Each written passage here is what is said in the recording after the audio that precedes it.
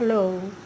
ఈరోజు మామిడికాయలు, రంగు మామిడికాయలు, బెంగళూరు కాయలు అంటారు కదా, వాటిని ఈ విధంగా కచ్చాపచ్చాగా దంచుకొని పసుపు, తర్వాత కారము, ఉప్పు వేసుకొని కలుపుకోవాలన్నమాట. కారము అంటే మన కారానికి తగినట్లు వేసుకున్నాను నేను.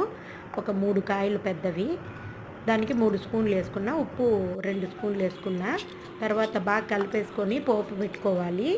పోపులో మామూలుగా అన్నీ వేసుకుంటాం కదా, ఆవాలు, జీలకర్ర, ఉద్దిపప్పు, మెంతులు, కరివేపాకు, ఇంగువ, ఒట్టిమిరపకాయలు అన్నీ వేసుకోవాలి. తెల్లగడ్డ ముందే మనం కొట్టి వేసుకున్నాం కాబట్టి అవసరం లేదు.